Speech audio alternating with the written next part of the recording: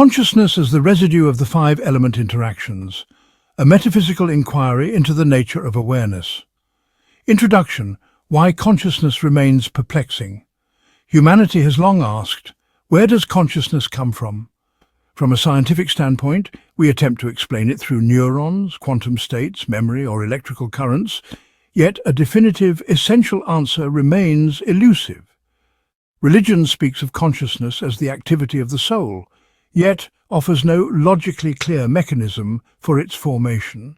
This essay proposes a new framework that draws upon ancient Chinese philosophy, specifically the doctrine of the five elements, wuxing, and their generative and overcoming relationships, shenke, to posit. Consciousness is the residual force left behind by the interplay of the five elements, a fragment of perception born in the human body after the soul is ruptured and enveloped within matter.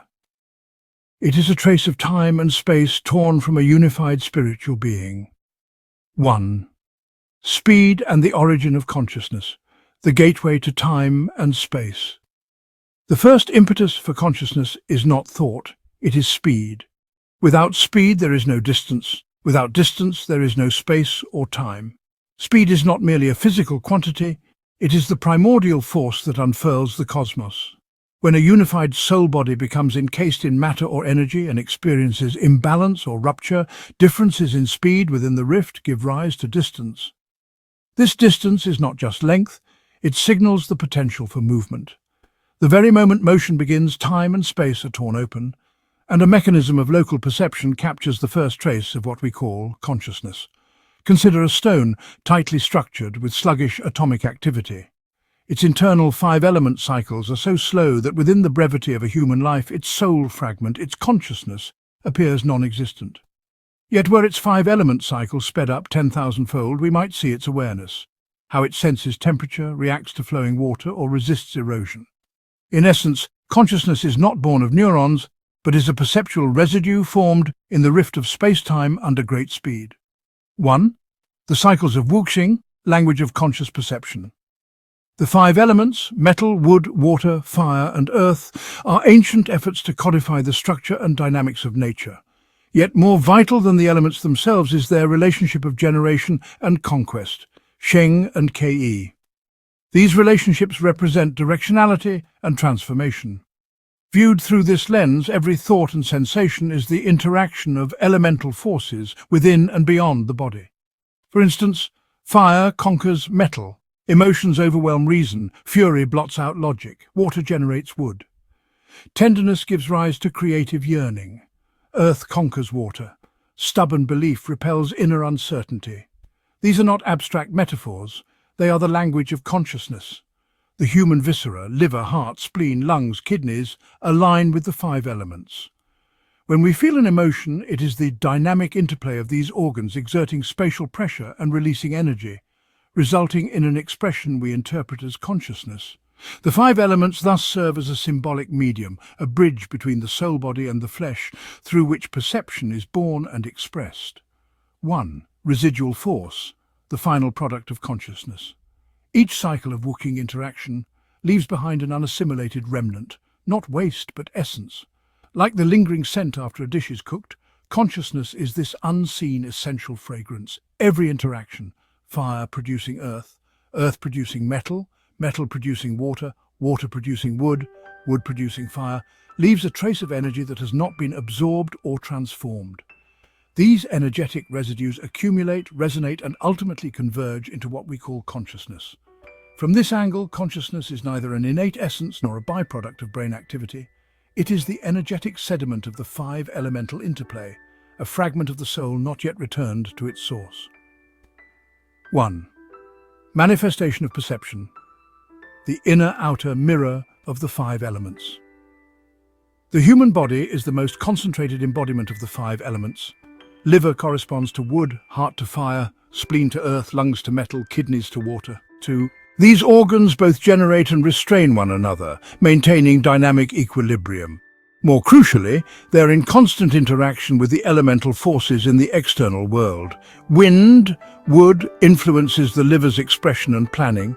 Heat, fire, impacts the heart's excitement and decision-making. Dampness, earth, affects the spleen's digestion and cognition. Dryness, metal, alters the lungs' judgment and respiration. Cold, water, touches the kidneys' intuition and latent energy. Human thought arises not from the brain alone, but from the cross-resonance of internal and external elements. We perceive the universe through our organs. We sense energy through elemental correspondence. What we call thinking is merely the process of elemental perception. The echoes of this process become consciousness. One, thought and consciousness, their fundamental divide. Thought is an action, consciousness is a consequence. I think, therefore I am may be philosophy's most famous declaration, but it conflates process with product. Thought is procedural, dynamic, even interruptible. Consciousness, by contrast, is holistic, static, and non-linear. To clarify, thought is the soul body navigating through the elemental structure in search of balance. Consciousness is the residue of that navigation, an imprint, a vibrational mark.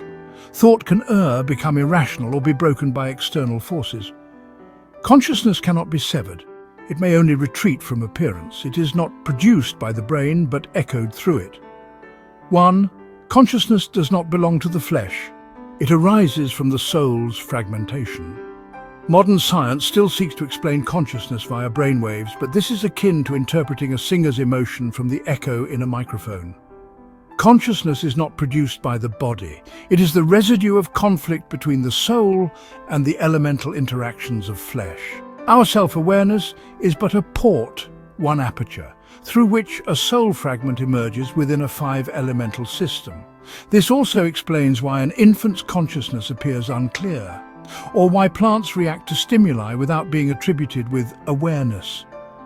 Their 5 elemental systems have not entered the human tiered velocity structure. Consciousness, in essence, is the echo left by a soul encased in matter, fractured and resonating. What we perceive as self-awareness is the transformation of these soul fragments into cognitive reflections via the organ element network. 1. The principle of envelopment, the physical root of conscious awareness. The envelopment principle posits that the soul body, primordial consciousness, must undergo one or multiple encapsulations upon entering matter. Each encapsulation, owing to elemental imbalance, excess energy, or differential speeds, produces ruptures. These ruptures, under intense speed, generate space-time fissures. Human consciousness is the resonant projection of these ruptured soul fragments, vibrating within the 5-element system of the human body. To rephrase, the original soul is timeless, spaceless, whole. Human consciousness is its fragmented perception, left behind in space-time after being torn by the 5 elements. All perception is, fundamentally, one fragment's resonance with another. Thus, consciousness becomes a non-static, ever-splitting and reconstituting network of vibration. The very source of intuition, art, dreams, and our drive toward transcendence. Conclusion. What we call consciousness is merely the echo of the soul. All our lives, we ask, who am I? Yet the I is nothing but a shard of soul, torn and wandering, adapting and responding within the realm of the 5 elements. Consciousness is not thought, not the brain, not nerves. It is the echo of a soul, encased, ruptured and lingering in elemental flux. It is born of speed, perceived through elemental vibration, shattered by envelopment, and made us through that very shattering. True consciousness is the unseen part of me, and what we call awareness is merely its faintest reverberation.